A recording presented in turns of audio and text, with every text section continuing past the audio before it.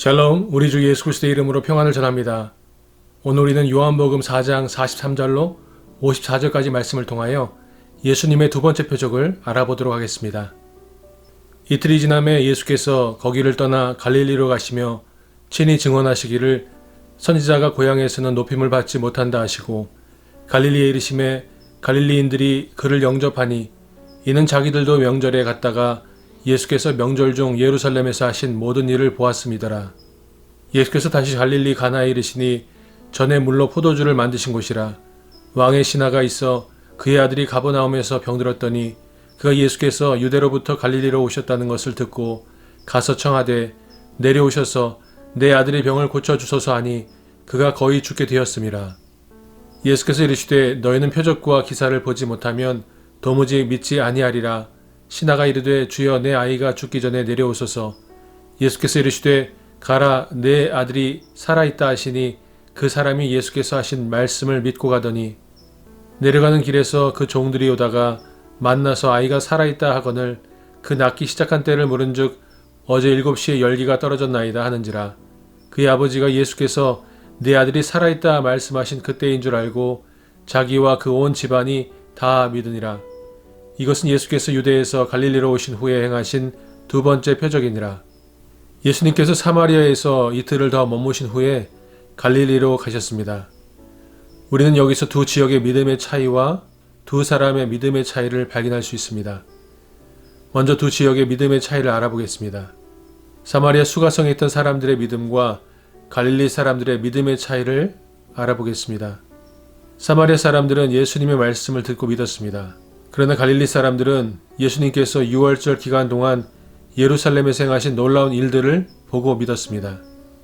예수의 말씀으로 말미암아 믿는 자가 더욱 많아 그 여자에게 말하되 이제 우리가 믿는 것은 내 말로 인함이 아니니 이는 우리가 친히 듣고 그가 참으로 세상의 구주신 줄 알미라 하였더라. 갈릴리에 이르심에 갈릴리인들이 그를 영접하니 이는 자기들도 명절에 갔다가 예수께서 명절 중 예루살렘에서 하신 모든 일을 보았음이더라.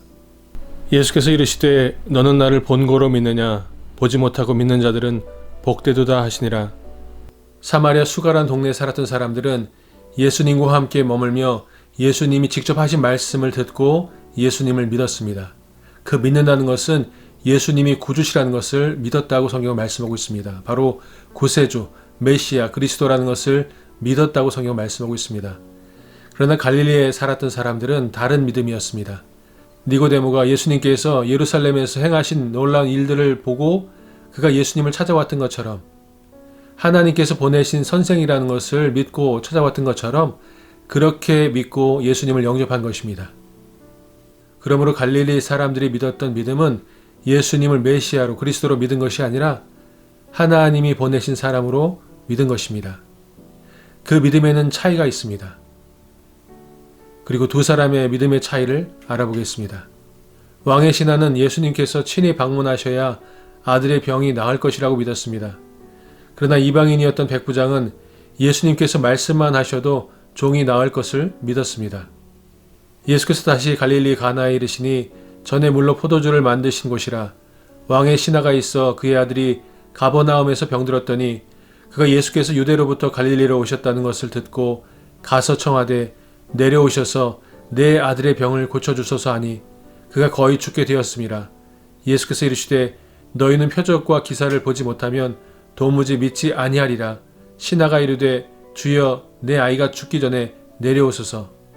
어떤 백부장의 사랑하는 종이 병들어 죽게 되었더니 예수의 소문을 듣고 유대인의 장로 몇 사람을 예수께 보내어 오셔서 그 종을 구해 주시기를 청한지라. 이에 그들이 예수께 나와 간절히 구하여 이르되 이 일을 하시는 것이 이 사람에게는 합당하니이다. 그가 우리 민족을 사랑하고 또한 우리를 위하여 회당을 지었나이다 하니 예수께서 함께 가실새 이에 그 집이 멀지 아니하여 백부장이 벗들을 보내어 이르되 주여 수고하시지 마옵소서. 내 집에 들어오심을 나는 감당하지 못하겠나이다. 그러므로 내가 주께 나아가기도 감당하지 못할 줄을 알았나이다. 말씀만 하사 내 하인을 낫게 하소서. 나도 남의 수하에 든 사람이요 내 아래에도 병사가 있으니 이더러 가라 하면 가고 저더러 오라 하면 오고 내 종도로 이것을 하라 하면 하나이다. 예수께서 들으시고 그를 놀랍게 여겨 돌이키사 따르는 무리에게 이르시되 내가 너희에게 이르노니 이스라엘 중에서도 이만한 믿음은 만나보지 못하였노라 하시더라. 보내었던 사람들이 집으로 돌아가 보매 종이 이미 나아 있었더라. 오늘 당신의 믿음은 어떠한가요?